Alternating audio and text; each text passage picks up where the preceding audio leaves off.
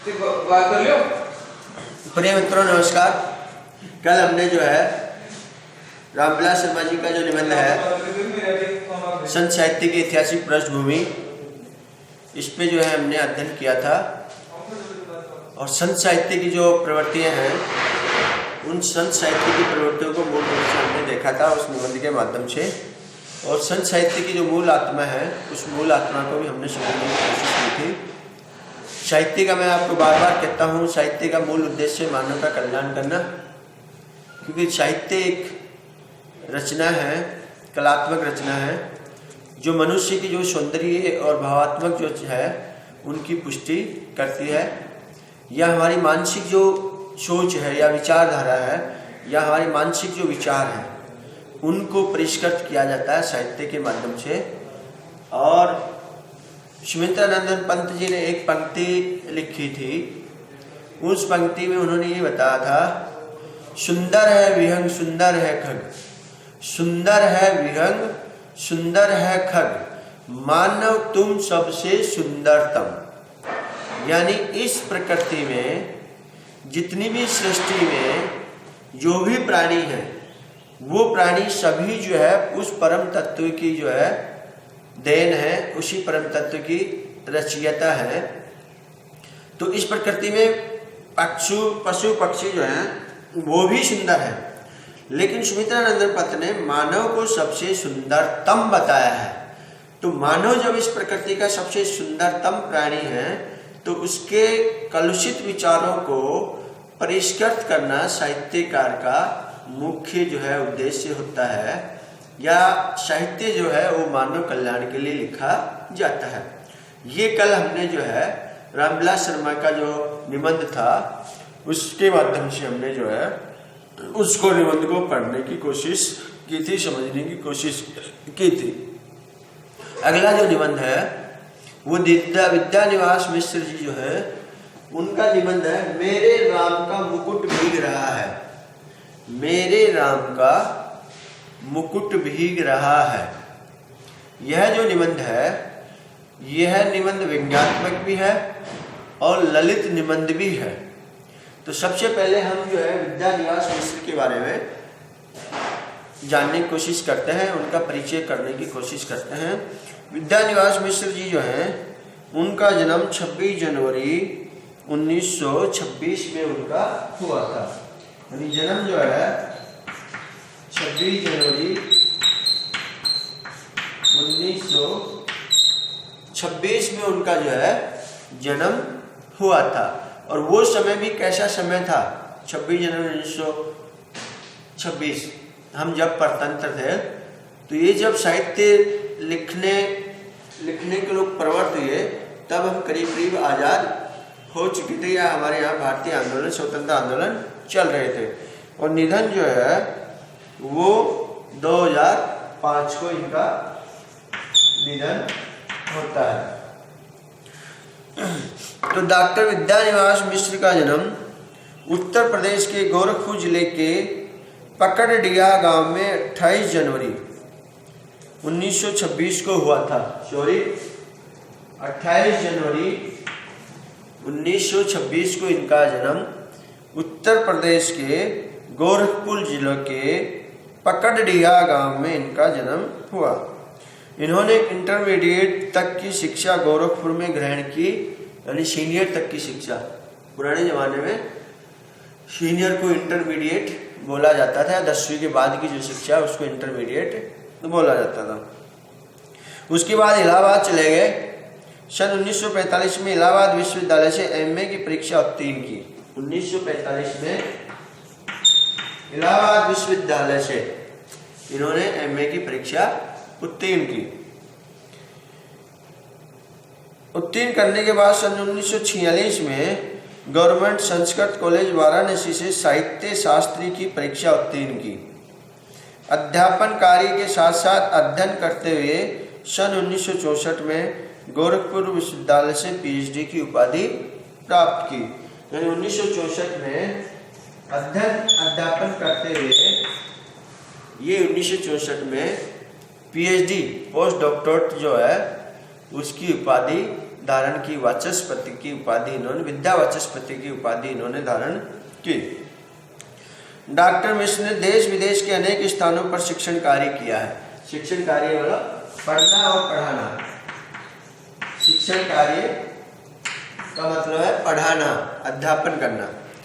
तो विद्यानिवास मिश्र ने देश विदेश के विभिन्न जो विश्वविद्यालय हैं, विभिन्न जो कॉलेज हैं, उनमें इन्होंने शिक्षण कार्य किया। सन 1957 ईस्वी से 1968 तक गोरखपुर विश्वविद्यालय में कार्य किया। इसी बीच सन 1960 से 61 में तथा 1967 से 68 के दौरान क्रमशः अमेरिका के कैलिफोर्निया विश्वविद्यालय तथा वाशिंगटन विश्वविद्यालय में भी कार्य किया। यानी 1960-61 में इन्होंने कैलिफोर्निया विश्वविद्यालय में काम किया शिक्षण का, और 1967-68 में इन्होंने वाशिंगटन विश्वविद्यालय में कार्य किया। सन 1968 ईस्वी से 1977 तक संपूर्णानंद संस्कृत विश्वविद्यालय के भाषा विज्ञान एवं आधुनिक भाषा विज्ञान विभाग के आचार्य एवं अध्यक्ष रहे। सन 1977 में ये के.एम. मुंशी हिंदी शोध संस्थान के निदेशक नियुक्त हो गए तथा सेवा निवृत्त होने तक यही कार्य किया। यानी 1977 में के.एम. मुंशी जो है,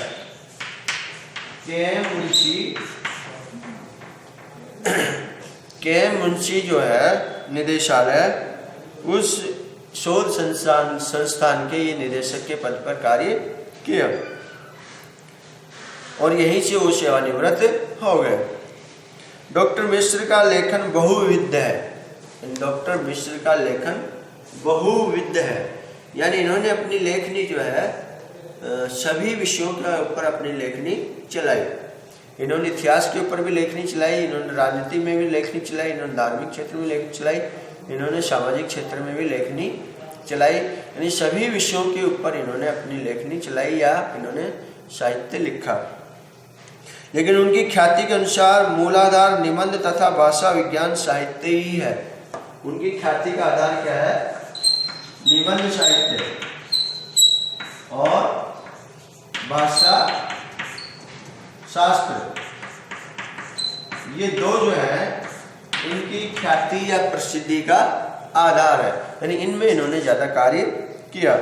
निबंध लेखन के क्षेत्र में इनके आदर्श हजारी प्रसाद द्विवेदी है। निबंध लेखन के क्षेत्र में इनके जो आदर्श हैं वो हजारी प्रसाद द्विवेदी है।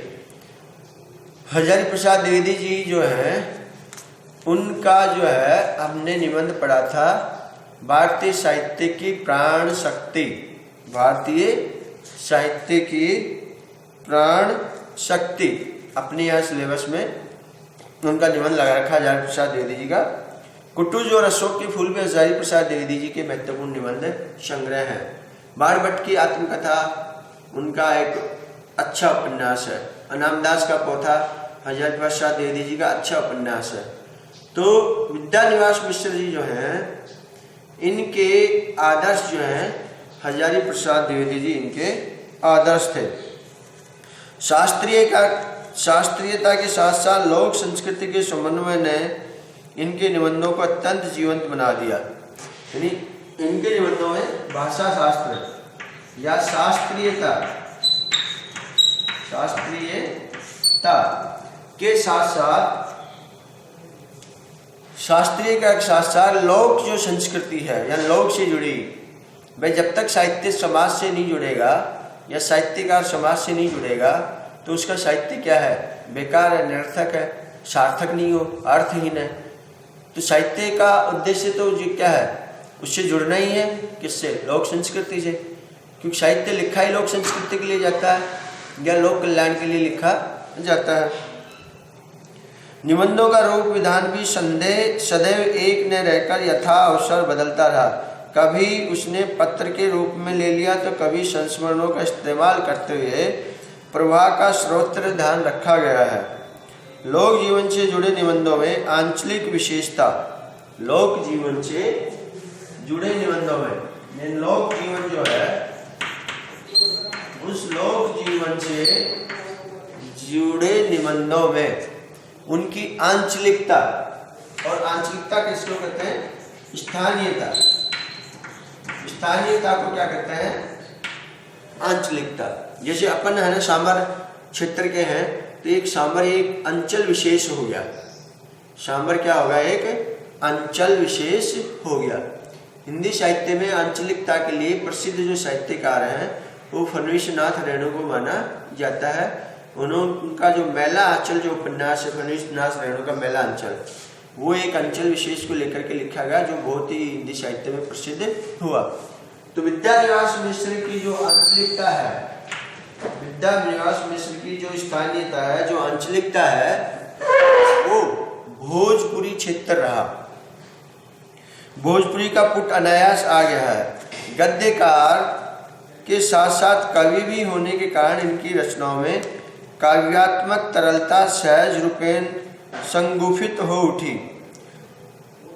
चितवन की छां, चितवन की छां, चितवन की छां, चितवन की छां,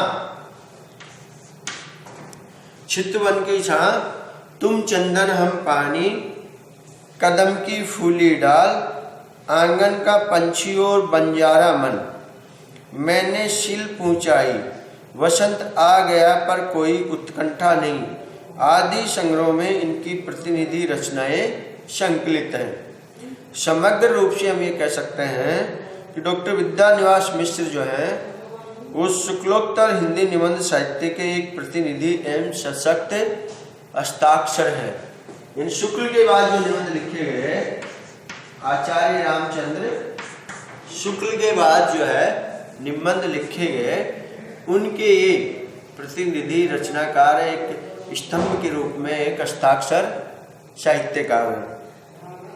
मुख्य कृतियों में इनकी जो है स्वरूप विमर्श, कितने मोर्चे, गांधी जी का करुण रस, चिड़िया रैन बसेरा, चितवन की छां, तुलसीदास भक्ति प्रबंध का 9वां उत्कर्ष, थोड़ी सी जगह दे, फागुन दूरे दीना, वसंत आ गया पर कोई उत्कंठा नहीं, भारतीय संस्कृति के आधार, ब्रह्मानंद का पचड़ा, रहीमन पानी राखिए, राधा माधव रंग रही, लोक और लोक का स्वर, वाचिका कविता अवधि, वाचिक कविता भोजपुरी, व्यक्ति व्यंजन, सपने कहाँ गए, साहित्य के सरोकार, हिंदी साहित्य का पुनरावलोकन, हिंदी और हम, और आज के हिंदी कवि अज्ञ पर इन्होंने रचनाएं लिखी। रहीमन पानी राखी इनकी एक प्रसिद्ध जो है रचना है, निबंध है। रहीमदास जी का दोहा आपने पढ़ा होगा, रहीमन पानी राखी बिन पानी सब सून, पानी गए ना उभरे मोती मानुष चून। तो इनकी एक प्रसिद्ध जो है रचना है। सम्मान के रूप में इनको जो है पद्म विभूषण मिला, पद्मश्री मिला और अन्य कई पुरस्कार इनको मिले हैं। अब जो है हम इनका निबंध जो है मेरे राम का मुकुट भीग रहा है, इस निबंध का हम अध्ययन करेंगे। थैंक यू मित्रों, कल की क्लास में हम अध्ययन करेंगे। धन्यवाद।